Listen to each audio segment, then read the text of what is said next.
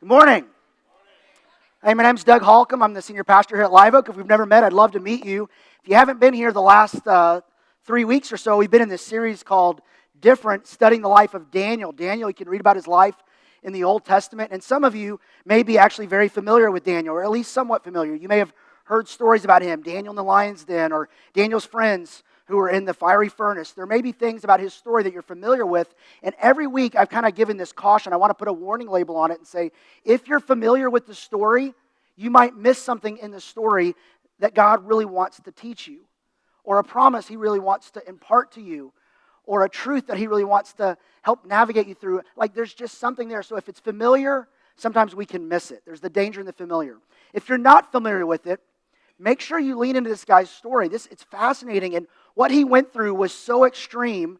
One, it kind of makes you go, wow, my day's not that bad considering what he had to go through. But what it does is show us that in the middle of difficult situations, there's some truth. And God's presence in the middle of it is the secret to navigating any situation. And the tagline for the series is your difference makes a difference, because the reason Daniel thrived in Babylon, see, he and his friends were sitting at home in Jerusalem, and they were teenagers, and they were planning out their life, or maybe they were just sitting around playing video games. Whatever you did in Jerusalem at that time, I don't know if that was a couple of rocks or sticks. I don't know what the equivalent of that was at that time, but they were just doing teenage things. And then one day, Nebuchadnezzar and Babylon show up. They're the reigning world power, and they conquer Jerusalem and Judah, and they take some trophies back to Babylon. And some of those trophies were people. And one of those peoples was Daniel. And suddenly, he's in the trophy case in Babylon when he wants to be at home living his life. Daniel spent the next 60 plus years, almost 70 years of his life, living as basically a slave or a conquered person in Babylon, away from home, away from his family, living a different life. And the reason Daniel thrived, and Nebuchadnezzar was a really, really challenging guy, and I'll explain more about his reputation in a minute. But the reason Daniel thrived when most people didn't is because he was different. Now, I know people who are different, but I'm not talking about that kind of different, right? Like there's a difference that makes a difference. And the reason Daniel thrived is he let God define his difference. And God empowered that difference. And he used that in Daniel's life to make a difference. And we've seen it again and again and again. Well, today the difference we see in Daniel is he was put in a situation where he had to do something. He had to confront somebody. And he had to confront Nebuchadnezzar, which was a guy nobody wanted to confront. And today we're going to talk about confrontation. Well, that's a fun thing, right? Everyone's favorite thing is confrontation. The thing is, probably you lean one of two ways in terms of confrontation. There's two different ways you can think about it, two confrontation extremes. One, you might be unwilling to confront. That's probably a lot of us. Like, raise your hands if you think you might lean that way. Yeah, a lot of us do. And some of you aren't raising your hands because I just don't really kind of do, I don't want to stand out. I just kind of blend in. Yeah, some of us lean that way. We don't like confrontation. Some people lean the other way and they confront, but they do it unlovingly. Like they'll confront at the drop of a hat, and there's drive-by confrontations all the time, and you're wrong, and you're wrong, and you're wrong, and that doesn't go very far. And I'm not going to ask you to raise your hands if that's you. And that will probably offend you, and I'll get an email afterwards. You'll confront me about that. That's fine.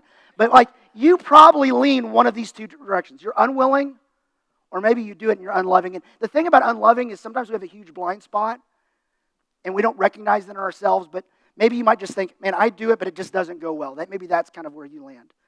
You probably lean one way or the other, and it's good to know that going into this, because as we talk about Daniel's story and his confrontation with King Nebuchadnezzar, I want you to put yourself in the story. I want to put yourself in the story of a confrontation and think about how it would go for you. Okay? You got that? Okay. Anyone besides right here got it? Put yourself in the story as we read it and think about how confrontation would go with you. So look, thank you. So the challenge is either that we don't take a stand or we stand up in the wrong way, but there's a different way to do it. And Daniel had a different confrontation. In Daniel chapter 4, if you have your Bibles, you can turn there. If not, I'll share mine with you on the screen. But in Daniel chapter 4, you've got King Nebuchadnezzar. Now, King Nebuchadnezzar was a role model for somebody that most of you will know. King Nebuchadnezzar was a role model for Saddam Hussein. Saddam Hussein wanted to rebuild Babylon, and he kind of looked up to Nebuchadnezzar. He was a ruthless, cutthroat, power-hungry leader talking about Nebuchadnezzar, and Saddam Hussein kind of go, I like that guy. Saddam was basically the reincarnation of Nebuchadnezzar in a lot of ways. And Nebuchadnezzar had these moments of kind of turning to God and turning from pride and kind of making good choices over the decades that Daniel was with him. Nebuchadnezzar reigned for 43 years, and Daniel was there along the way. And at times, Nebuchadnezzar saw something different in Daniel, and it drew him to God. But the problem is he was polytheistic, so he said, that's a great God, I'll add him to the mix. I'll put him on my religious fantasy league roster, and he'll be on there, and he'll be great. And so he would add him to the mix, but he never would really respond. And pride was a huge issue for him. Pride is a huge issue for us. This isn't just for kings and dictators. All of us struggle with pride. And the king has a dream, and the king had a lot of dreams. Nebuchadnezzar had a dream, and it really rattled him. And he wasn't sure what to do. And it really scared him. It scared him to the point where he's like, he was calling people in to help. And he calls in a bunch of his guys, and they're like, we can't help you. Although the verse, it could be translated, we can't or we won't. Because when they heard what the dream was, they're like, I'm not touching this. Because you ever heard the phrase, don't shoot the messenger? Like it probably started with Nebuchadnezzar. Like he would shoot the messenger regularly. Until, hey, well, bring somebody else with some news. Don't tell me what's true. Tell me what I want to hear. So he calls for Daniel. Daniel is now in his 50s. He's been in Babylon for 3 decades, maybe 4. And Daniel's going to talk to him about the dream, and he's going to stand for what's right and confront him. So he hears the dream, and the dream was basically this. Nebuchadnezzar dreamed about this giant tree. And this giant tree, it grew tall and strong, reaching to the heavens. It provided fruit, it provided shade, and everything benefited. Animals, people, all came to the tree, and they benefited. Birds were on the branches, fruit was falling on the ground, animals were, and people were going there for shade. And then he says, the Holy One from heaven, a messenger, comes and chops down the tree. He scatters the fruit. He chases the animals away. He cuts it down, but he leaves a stump. And he leaves the stump so it could possibly regrow. And he does this in the dream so everyone will know that the Most High rules over all the earth, not Nebuchadnezzar. That's the dream. They hear it, and they're like, I'm not touching it. Daniel hears it, and he's like, gosh, why does this always happen to me? Why do I got to get called in the boss's office so often?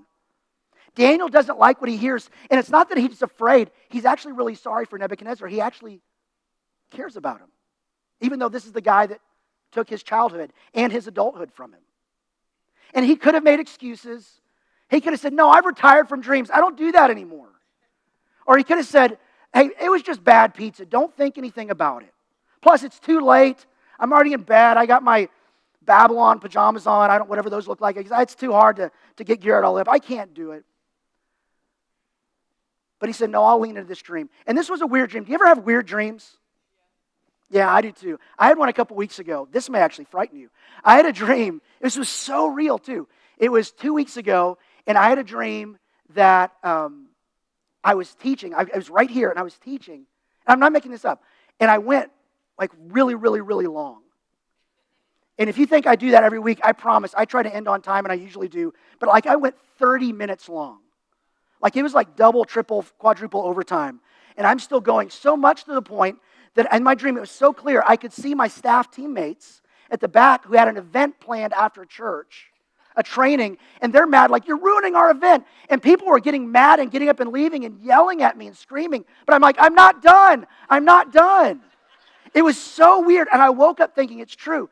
So then that was like before last week. Then last week, on the front row, like there's a guy here with the Cowboys jersey. I don't know if he's back again. Maybe not because I went 2 minutes long and the Cowboys kicked off at noon. But like I was like, I promise I'll end on time. And I said that not because he was in the Cowboys jersey, but because I had that dream and I felt like I'm going to go 30 minutes long someday. Like for you, that's your dream. That's your nightmare. Like you're praying this dream doesn't come true. But it was so real. But a lot of times psychologists tell us our dreams mean something. Like there's probably some meaning in that. I don't know what the meaning in that was. You're saying, yeah, it's clear. Get us out on time. Okay, I got it. But how many of you have ever had a dream like you're falling? Ever had that dream? Okay, have you ever heard somebody say, and if you don't wake up before you hit the ground, you'll die? Ever heard that? Yeah, that's a myth. It's never happened. I don't know how that got out there. But they say that if you dream that you're falling, it means that something isn't going well in your life. Like it's not going well and you feel like you're going to fall and hit the ground. Ever had a dream that you're being chased? Especially a dream that you're being chased and like you're running in slow motion or like in the old cartoons where you would run and you'd stay in place for a while before you move. If you ever dreamed that you're being chased, it probably, psychologists would say, I don't know if it's true or not, it means you're probably trying to run from something, to avoid something. Ever had a dream that your teeth start falling out, like you're just pulling teeth out like that? Ever have that one? Anybody? Okay, good. I'm not the only one. So here's what it says about us. They say it's either about our appearance, we're self-conscious about our appearance, or our ability to communicate. So as someone who has to get up on a stage every week, I'm thinking it might be the communication thing for me, but again, I'm not much to look at, so maybe it's the appearance thing. I won't talk about what happens if you dream that you're naked, but that's probably, well, I will. It's probably a fear of people seeing the real you, or you're hiding. How many of you have been out of school for a long time, but you still have dreams that you're late for a test, or you forgot to study? Like that one? Yeah, like that's still, that's probably that you feel unprepared for life. If you ever have a dream where you're just flying around, yeah, that kind of means there's probably some desire to escape from something. That's what psychologists say. I don't know if it's true or not. It might not be. Like Bob Newhart, the comedian, tells this great story about one night he was asleep and his wife hits him really hard. He wakes up. He's like, what? She said, I had a dream we're at a party and you were flirting with this other woman. He's like, but it was a dream. Well, it just sounds like something you would do. It's like, well, it doesn't necessarily mean anything. It's just a dream. But dreams are so real. So imagine Nebuchadnezzar having this dream about this tree, and he doesn't understand it. But I think maybe he kind of thought, I think I'm in this dream, and it's not going well for me. And Daniel comes and says, yeah, that's exactly what it means. It's not going well. But Daniel says lovingly, he says this in verse 19, I wish this applied to your enemies.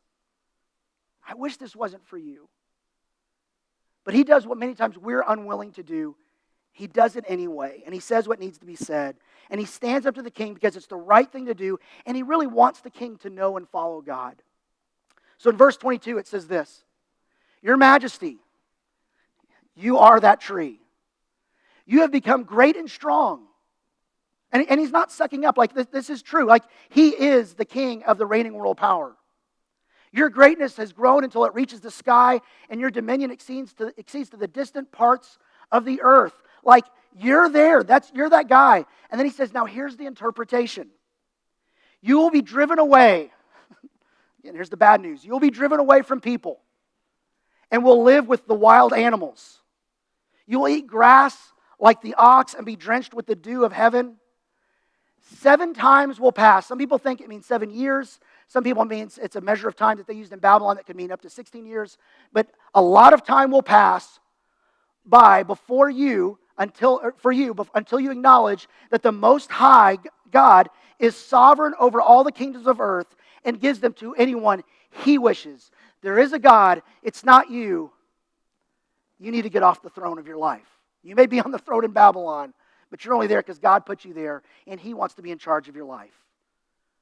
And He almost says, until you say uncle, He's going to put your arm behind your back, and He's going to hold you down until you relent. Why? Is God mean? Is God the mean older brother? Is God a cruel father? No. He cares about Nebuchadnezzar even more than Daniel does. And He says, you keep coming close. You acknowledge, you see me, you respond to me, but you don't give me control. This is a lot of our story.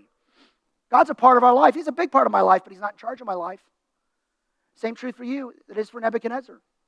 There is a God. It's not you. But He does care about you. He wants to lead you. He created you. He wants to redeem you. Then he talks about the verse this way. He says this, the command to leave the stump of the tree, this is the good news with its roots, means that your kingdom will be restored to you when you acknowledge that heaven rules. He's going to cut you down, but you're still going to be alive. But in the meantime, people are going to think you're crazy. You're going to be put out to pasture, to eat grass, to howl at the moon, to run around like a wild animal. And this will happen from anywhere from 7 to 16 years. And Daniel could have stopped there. He did his job. He interpreted the dream. That's what it means. And this is what we do a lot of times. I've heard it called the last 10%. We say 90% of what needs to be said, but the last 10% we don't say. And it could be because we care about the person. I don't want to hurt their feelings. But if it keeps them from harm, which will hurt most? I don't want to risk the friendship, so you want to risk their well-being? Like it's a game we play, and we stop and we say something, but we stop short of saying all that needs to be said. But Daniel says the last 10%. He didn't have to do it, but because he cared about him, he said, I want to make sure you understand what this means. And he says, therefore, verse 27, your majesty, be pleased to accept my advice. Renounce your sins by doing what is right. And that's a big thing. That's the hard thing to do if you're confronting somebody or you're being confronted. It's not just about saying, you're right, my bad. It's about changing direction. It's saying, no, there is a God and it's not me. I am different, but He defines my difference, and this is what's going to happen. I was wrong. I'm going to do what's right. And your wickedness by being kind to the oppressed. I mean, this is all spot on for him. He was a bad king who did bad things and did not care about people. He treated them bad. And he says, if you do that, it may be restored to you. It could be that you come back to be king and you're in charge again, but you don't have the same riches or power. But you're king. But it can be restored, and it may actually be restored to what it is now. But don't do it because of what might happen. Do it because it's right, king. Do the right thing. Own what you've done wrong. Acknowledge there's a God, and He defines your difference.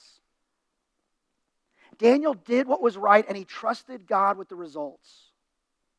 See, he could have avoided the confrontation, or he could have done it in an unloving way, but he did it different. There was a different confrontation. Paul talks about it in Galatians 6:1. He says this, brothers and sisters, that's us. If you're a follower of Jesus, he's talking to you. If someone is caught in a sin, you who live by the Spirit should restore that person gently. So if you're unwilling to confront, you need to know, Paul says, but that's not what you're supposed to do. You're supposed to actually lean into it, not walk away from it. But you're supposed to do it gently. The New Living Translation says gently and humbly. And the difference is, this is a different kind of confrontation. It's different because it's prayerful and you're depending on God and you're following His leadership. And the first kind of thing you would pray here is, God, help me confront with the goal of restoration, to restore. That's our goal. Our goal is not to be right. Our goal is to help people be right with God. There is a God. It's not you. And we want to help people connect to Him, not necessarily connect to our point of view. And we go into it with the goal of either being right, or we can go into the goal of helping people be right with God. And approach matters. Daniel's approach, and you've seen it multiple times if you've read through the book of Daniel, the way he approached is different. Wisdom and tact, gentleness and humility, loving confrontation. It shows up, and it makes a difference. A different confrontation makes a difference. But the other thing he says here is, he says, but be careful, you got to watch yourself too. And this is the danger in confrontation, is you can go into it and be so focused on where somebody else is off that you miss your own. And that can actually keep you from doing it. Well, who am I to judge? Well, it's not that you're judging. You're trying to go in and help people get back on the right path. But God uses sinful, broken people in the lives of other sinful and broken people to say there is a God, it's not us. But He does forgive us, and He can lead us, and He can make us right. So the second way you would pray is this: God, help me confront with caution, to be careful. Watch yourselves, or you also may be tempted. And one of the primary temptations you're going to have, if you feel like something's off in someone's life as you lean into it, your temptation is going to be pride, to think that you're above them. The ground is level at the foot of the cross. We are all on equal footing, all in equal need of Jesus, all equally sinful. Like we are broken and it shows up in different ways. But God still says, I want people who are broken, sinful people to invest in other broken, sinful people, because we're brothers and sisters. We're all part of God's family. And if Christ is your forgiver, He also needs to be your leader. And He will use other people to lead you to the right path. When you're confronting, you're vulnerable to pride. You could see yourselves above or others below, but we are all below God. So Daniel does it this way. This is how Daniel does it. It's a different confrontation, and it makes a difference. But for 1 year, nothing changed. I don't know if Daniel and Nebuchadnezzar saw each other in the cafeteria or walking to work as they're going to the punch in or punch out on the time clock or whatever. But imagine for 1 year, Daniel says, this is the dream, this is what it means, you better do this, and then nothing happens. Well, this is awkward. Maybe I was wrong on the interpretation. Maybe I got it wrong. Or maybe Nebuchadnezzar says, well, it's not happening, so you must be wrong, so I'm good. 1 year passes, and then one day, all of a sudden, Nebuchadnezzar goes crazy. He can't speak, but he can bark. He's not potty trained, so he's got to live outside. He's eating grass. He's acting like an animal. A lot of people, experts believe that probably they kept him secluded so no one could see that, because if the king's not right, the kingdom is vulnerable. And so they kind of kept him secluded. And then 1 year it changes. And then 7 years or as many as 16 years later, depending whatever that term means, but at least 7 times, 7 years, Nebuchadnezzar finally responds. Just like the dream said. He comes back, and this is what he says in verse 34. At the end of that time, which was a long time, I, Nebuchadnezzar, raised my eyes toward heaven, and my sanity was restored. Then I praised the Most High. I honored and glorified him who lives forever. This is what you want if you're confronting. You don't want someone to say, I'm wrong, you're right. That's not the goal of a confrontation. The goal is that they be right with God. And Nebuchadnezzar here isn't talking about, Daniel did it the right way, I'm so proud of him. He's talking about God and how much he means to him and what he recognizes about him. That there is a God, and it's not Nebuchadnezzar, but it's also not us. And Nebuchadnezzar worships God, and he describes his journey. In verse 36, he says this, at the same time that my sanity was restored, my honor and splendor returned to me for the glory of my kingdom. My advisors and nobles sought me out, and I was restored to my throne and became even greater than before. Now, imagine that conversation. One day, it's has anyone checked on Nebuchadnezzar for a while? Has anyone changed the kitty litter? Is he okay out there? And they're yeah, actually, he's up. He's walking around. He seems like he's back to himself. Somehow there was this process where they go, okay, it's okay for you to be back in charge again. And I don't know what that whole process looked like, but it had to be awkward. And after a confrontation, things can get awkward. In verse 37, he says this, now I, Nebuchadnezzar, praise and exalt and glorify the King of heaven, because everything he does is right, and all his ways are just. Nebuchadnezzar acknowledges there's a God, and it's not me. And I don't understand everything he does. God's ways don't always make sense to me, but he's in charge, and he's right, and he's just. And anytime you feel like in your life that you're kind of nudging God off the throne or holding on to the throne of your life, the driver's seat of your life, and not letting him in, it's probably because you believe God is not right or God is not just. And if you think over times where there's been a power struggle between you and God, it's probably because that doesn't seem right to me or it just doesn't seem fair. And from our perspective, obstructed view seats of life, it can seem that way. But Nebuchadnezzar recognized, no, he's not only right, he's just, he's good, he's trustworthy. And then he recognized this, and those who walk in pride, he, God, is able to humble. The focus at the end is not on Daniel. He doesn't go, Daniel did a great job. He really came and he said the last 10%. He was very loving. He gave me he didn't talk anything about Daniel here. It's all about God. And that's the goal of any confrontation, is that they would be focused on him. So if you put yourself in the story, did you do that as we talked about the story? Some of you didn't. I know you didn't. But did anybody put yourself in the story as you kind of went through? If you put yourself in the story, did you put yourself in as Daniel? Because that's what I did. I always put myself in a story. I didn't put myself in as Nebuchadnezzar. The truth is, there's a lot of Nebuchadnezzar in me. Life is a lot about me at times. And I'm willing to think about through, I want to confront the right way. I don't want to think about somebody confronting me. And I will tell you, just a little disclaimer. We always say everyone has a next step, and for every message, like we focus on what's the next step. The next step is not to go to find the first person you can confront. The goal is the next time you do it, that you're loving, that you're gentle, that you're humble, and you do it with the goal that they're right with God, and so are you.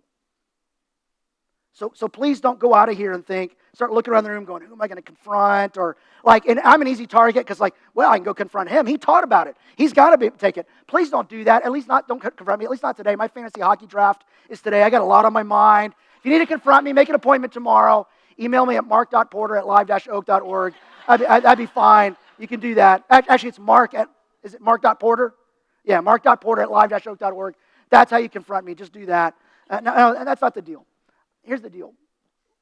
Our pride puts us in the story as the hero.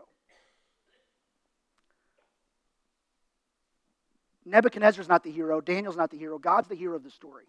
God's the center point of the story. And anytime God is not the center point, the focal point, the driver, the king of your life, a power struggle will ensue between you and God about who will lead. And God is able to humble. But He invites us. He doesn't try to power up. He invites us and gives us a lot of time to respond. But His ultimate goal is the same as yours should be in any confrontation. I want people to be right with God. And humility, that word humble, is a big deal for us. And so every week we've tried to think, what's a great verse, a memory verse, that could help us understand and be kind of receptive to the truth for this week, and it's this, and we have a lock screen you can get on the resources page on the app or the website, on the app. Humble yourselves before the Lord, and He will lift you up. When you approach God, others, and life from a place of humility, God says, I'll take care of elevating you. I'll take care of lifting you up. I will take care of the results. This is what Daniel did so well. He did what was right, and he trusted God with the results. If you will do what is right, you will find that God can be trusted with the results. But time will pass, and you'll wonder, is God just, and is He good? Is He right? Because life is hard, and it's challenging, and it's a white-knuckled ride at times. But if you remind yourself, there's a God, it's not me, but He is my friend. He is in charge. And He's the God of the results. This would be a great verse to memorize and think about. Well, as we wrap up here, I want to remind you that your difference makes a difference. This is the big thing that Daniel learned. And you are different. Your difference makes a difference. When God defines and says, this is who you are. And He can only do that, you'll only be a place of listening when you humble yourself and say, God, you're in charge. You define my identity. You define my relationships. You define my finances. You define everything. There's a God, it's not me. And who better than your Creator to write your story? Because He was writing your story before you were born. So why wouldn't we humble ourselves and put Him in charge? And as you do, there will be a difference in your life, and it will make a difference. He will empower it. He will use it. And at some point, you're going to come across somebody who's wandered off the path that you need to confront. And some of you need to say, I'm going to confront lovingly.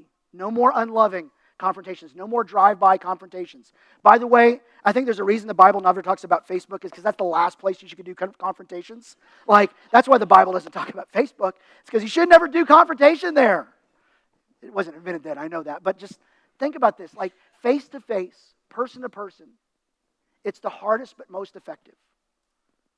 Don't shy away from it. But also don't go into it in an unloving or haphazard way. Or maybe you're unwilling. Maybe you just need to lean in when you've been leaning away. Maybe you need to say the last 10%. You've been saying most of it, but not all of it. Do it carefully. Do it cautiously. Do it prayerfully. Do it gently. Do it humbly. But do it. Because for many of us, we were in a place in our life where if somebody had confronted it, we may or may not have listened. But if we had, it would have made the difference in the next chapter of our story. When I was in high school, there was a man named Gil Strickland who confronted me. And it changed the next chapter of my life. And if it hadn't, I would have feared for what the next chapters of my life would have been. I did not listen at first, but in time, not only did I connect it, but I respect Gil Strickland to this day. And I'm grateful that he did that. So there's two extremes you can have, unwilling or unloving. Choose to do a prayerful, loving, gentle, humble confrontation. Your approach matters. Daniel's approach made a difference because he did it with gentleness and respect. Yours will make a difference too. And he confronted with the goal of restoration for the king. We want the best for the other person, not to be right. And Daniel did what was right, and he trusted God with the results. And never forget that humility matters. Not just for the one confronting, but at some point somebody's going to come to you and say, I think you're off on this. I think you're wrong. I think something's not right. And in that moment, humility might make the difference for what God wants to do in the next chapter of your story. The next time someone approaches you to confront you, be open to the fact that that person may be somebody that God tapped on the shoulder and wants to use to rewrite your story. And I would say if you're going to confront somebody else, always think about if you were on the other end of this, how would you want to be confronted? And let that kind of guide you. But ultimately, we need to let the Lord guide us. That God is the one that guides us. We're followers of Jesus, and we need to follow him, and sometimes that will lead us to confrontations. There's some resources we have for this series. Discussion questions for small groups, message cap videos in case you miss a message, but you want to go to small group and participate, as well as these memory verse lock screens like I showed you a minute ago. We are wanting to make these available because we believe Daniel's story can make a difference in our story, make a difference in my story. I want his difference to make a difference in me and in you. So I challenge you to lean into this and ask, what is it that God has for me from today? Let's pray together. God, thanks that you love us. Thanks that you're for us. At some point in all of our lives, if we are right with you, it's because somebody confronted us, and always you do. Because all of us are broken, all of us are sinful, all of us are selfish. Thanks that the ground is level at the foot of the cross, that we're all equal, but we're also all equally in need, and the need is great. Thanks that it was met in Jesus at the cross, completely. That there is a God, it's not us, but he does love us. He did die for us. He does want to give his life to us and live his life through us. God, we're thankful for that.